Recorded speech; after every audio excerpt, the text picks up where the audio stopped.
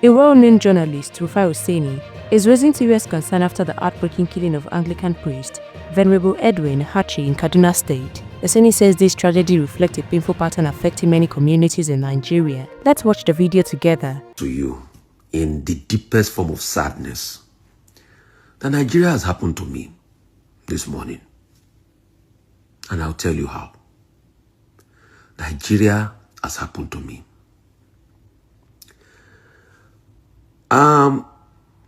Many weeks ago, a very close, dear elder sister of mine, a former retired court justice in this country, sent me a message about Venerable Achi that had been kidnapped in the north.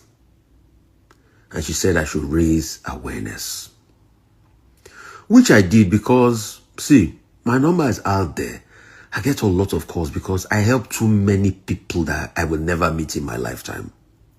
Once they send me a message, if it's something within my powers I can do, I do it and I keep it moving. And I started this call for the release of Venerable Achi,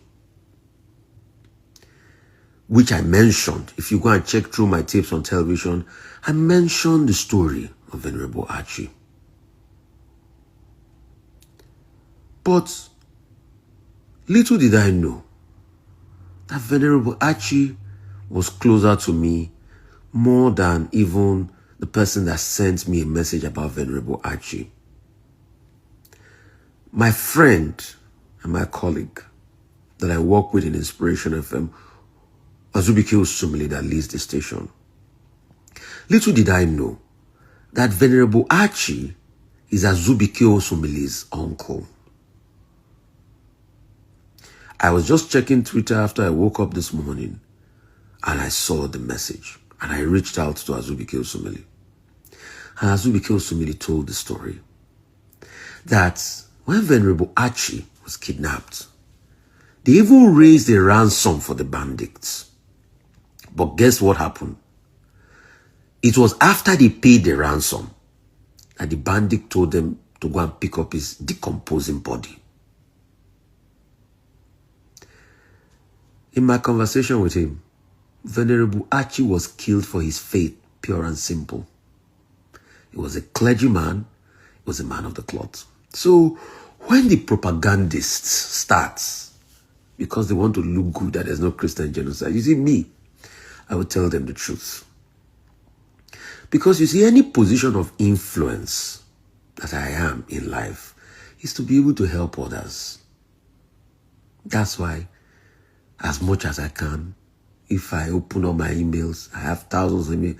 If I look for a job, anything I can do, I help people.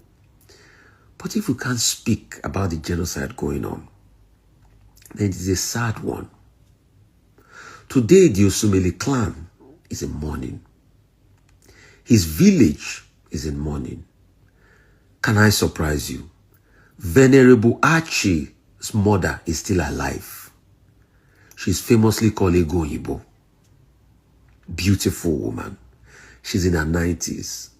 Nobody till now has been able to tell Venerable Achi's mother that her son is in his 60s, was kidnapped and died. And they killed him. This was after ransom was paid. So, as many people that support the government narrative, no genocide and all of that, what will bring back Venerable Achi's life? Venerable Achi's only offense that is a man of the cloth. Government claims they are doing a lot. When are they even going to bring his wife and his family that are still there? Because they are still kidnapped. Today we talk about Leah Sharibu. The same person pushing the propaganda that there is no Christian genocide is the same person that propagated the story of Leah Sharibu. And you see how Nigeria crumbles and affects all of us. Today I ask, what are we going to tell Ego Yibo, Venerable Achi's dear mother, that is still alive?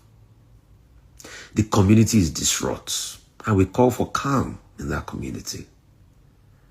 The ransom was paid. But Venerable Achi has been killed. That's another clergyman killed. And like I did say, I would ensure that this story go viral.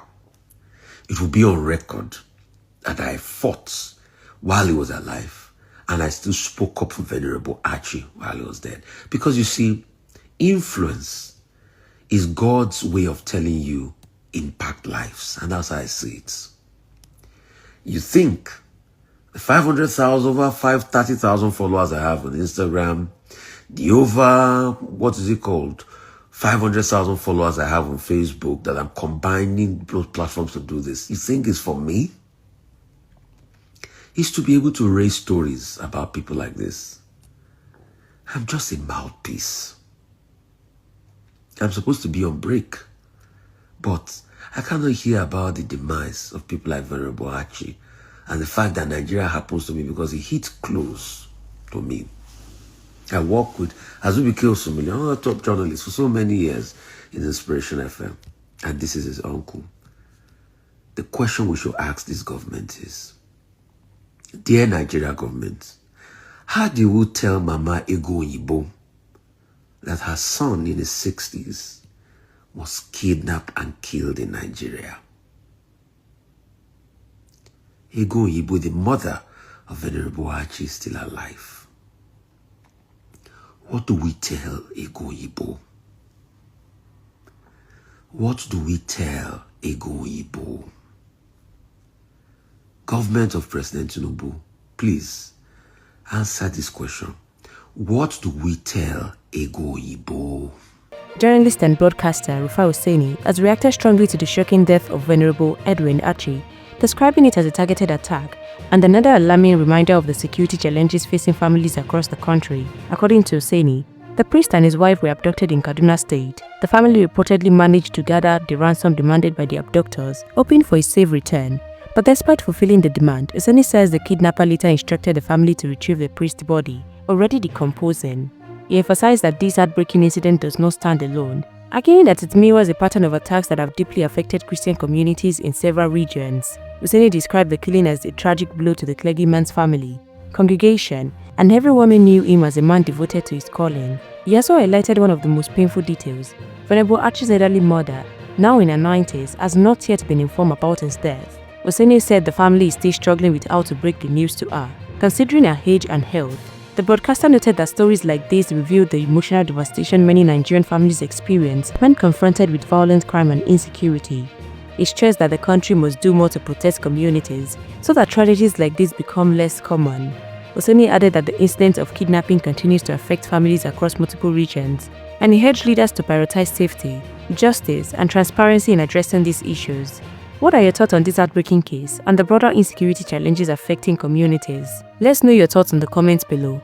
Please like this video, share, and subscribe to Naija News TV. Turn on the notifications so you don't miss our next update. Keep watching Naija News TV.